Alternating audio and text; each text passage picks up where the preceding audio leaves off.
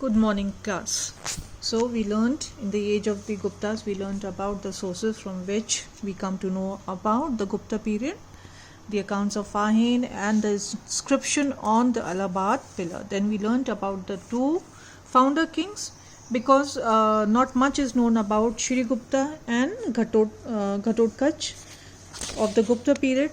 So we come to know, we learned about Chandragupta I and the most powerful king of the Gupta period, Samudragupta. Now today we are going to learn about Chandragupta II, who was also known as Chandragupta II Vikramaditya. The Gupta inscriptions, this is given on page number 60. The Gupta inscriptions mention that Chandragupta II succeeded his father Samudragupta. He inherited the military genius of his father. He was as able a conqueror and a fighter as was his father. And he knew how to form strategies to conquer his enemies. He annexed the territories of Sakas of Malwa, Gujarat and Saurashtra. For this he was given the title Sakri or Conqueror of Sakas. According to noted historian Dr. Vincent Smith, the annexation of Saurashtra and Malwa not only added to the empire provinces of exceptional wealth and fertility, but opened up access to the ports of the western coast, and thus placed Chandragupta II in direct touch with the seaborne commerce with Europe through Egypt. So, this is his role in opening up trade and commerce with Europe, which was through Egypt. Now, Chandragupta II entered into matrimonial alliances as a part of his foreign policy. Which other Gupta king did it? Chandragupta I. He married a Lichvi princess called Kumar Devi. So did Chandragupta II. Now, he married Kubera Nag of the Nag family. The Nagas were a powerful ruling clan, and this matrimonial alliance helped the Gupta ruler in expanding his empire. Not only did he marry bring in queens, but he gave his daughter also in marriage to major rulers. The marriage of Chandragupta's daughter Prabhavati with the Vakataka ruler Rudrasen II helped him to establish his political influence in the Deccan.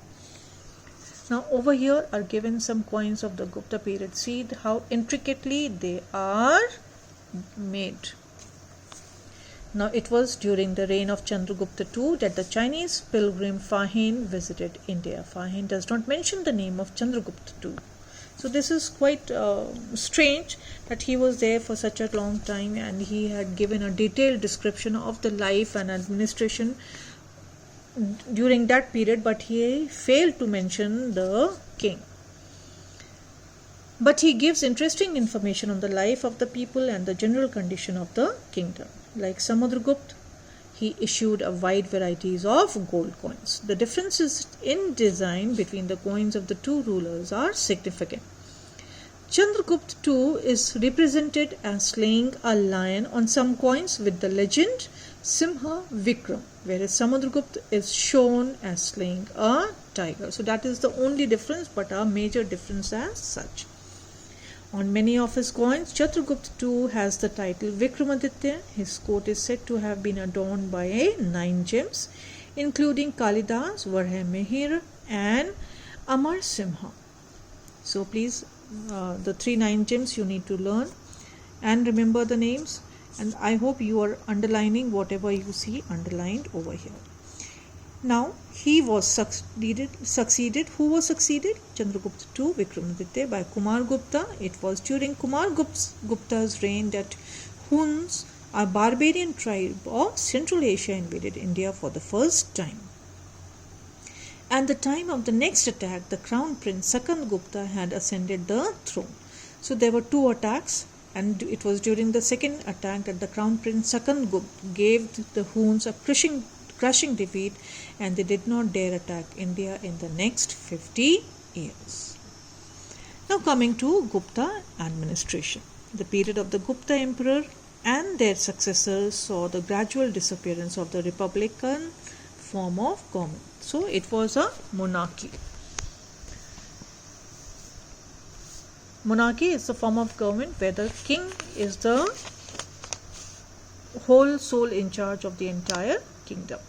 Nobody else has any say in it. If people do have any advice for the king, then the king can always overrule them. Now, monarchy was the prevailing form of government during the Gupta period. The theory of the divinity of kings became popular during this period. The Gupta kings were compared to different gods such as Yam, Varun, Indra and Kuber. They were compared to Vishnu as regards their function of preserving and protecting the people. So it was the king's duty to protect and preserve the life and property of his subjects. Lakshmi, the wife of Vishnu and goddess of prosperity, appears on many Gupta coins. So it was not just the kings, but the goddess Lakshmi also who appeared on many of the Gupta coins. The Gupta kings enjoyed a large number of powers which covered the political, administrative, military and judicial field. So nobody could take those powers away from them as they were able rulers, not just politically but in administration. Their administration was well run, their military conquests were high and they were quite judicial, so nobody even objected. They were the commanders in chief of the army. Samudragupta, Chandragupta II and Sakandagupta personally led their armies. They were not the ones who stayed in the comfort of their palaces, and whereas the soldiers and the other officers fought the battles. The kings appointed all the governors and important military and civil officers. The governors and their officers had to work under the control and guidance of the king. Nobody could take any individual decision. They all had to refer to the king. So the final word was the king's. Likewise, the central secretariat also worked under the supervision of the king. No matter what issue or whatever ruling in the kingdom, it had to be brought to the notice of the king. The king was the source of all honors and titles, meaning to say that he could confer honors and titles on men and women who pleased him or who had done some kind of exceptional work for the king or for the country or the kingdom as such. All land in the country was the property of the king, who could give away the same to anybody he pleased, and nobody had the right to question him. He could construct dams, give shelter to foreigners, impose, recover and remit taxes and give justice. So he was the ultimate authority where such things were concerned. If any property was unclaimed, that went into the coffers of the kings. That coffers are the treasury. Okay. The king's pompous titles, Parmeshwar, Maharaja Dhiraj and Parama Bhattraka or Param Bhattrak indicate the Param is supreme, indicate the existence of lesser princes and chiefs. Yes, of course, if they had a huge royal household, then there had to be princes and other people who were high up in the authority, like chiefs from the army, from the administration and so on and so forth. Despite the divine elements attributed to Gupta, remember they were being compared to the Yam, the Varun, Indra and Kuber, different Hindu gods. Who kept a check on them? The Brahmins, as the chief custodians and interpreters of laws, exercised a check on royal power. So the Brahmins were the ones who kept a check on the royal power. Now children, as the Council of Ministers is, I think we can do it in this video only. We'll try and do it. Now coming to the Council of Ministers. The Gupta rulers had their councils. Kalidas, the renowned poet, refers to the Mantri Parishad, the Council of Ministers. It consisted of the prince, the high officials and the feudatories. Feudatories are people who hold land under the conditions of feudal system. Among the high officers were the Kumar Mate and the Sandhi Vigrahika. The Kumarmatyas formed the chief cadre for recruiting high functionaries, high officials. Some of the Kumarmatyas functioned in their own right and maintained their regular office. But then they were not their say was not ultimate. The king had the power to overrule even the Kumarmatyas. Now the office of the Sandhi Vigrahika, Minister of Peace and War. Sandhi is peace, when you come to a compromise or a treaty. First appeared under Samudragupta, and Hari Sen held this title. The main duty of Sandhi Vigrahika was to deal with the feudatories, the feudal lords. In addition to these officers, there are references to a dozen other officers engaged in managing military, fiscalis, finance and rural matters. The growing importance of cavalry is supported by seals and inscriptions. Civil officials such as Amatyas, Kumarmatyas, etc. performed military functions or were promoted to the rank of high military officers. So there was a proper methodical hierarchy over there, where the king was the ultimate law. There were officers connected with land transactions. Some of these maintained records of land, sales and other records connected with land. So everything was being done in a methodical way.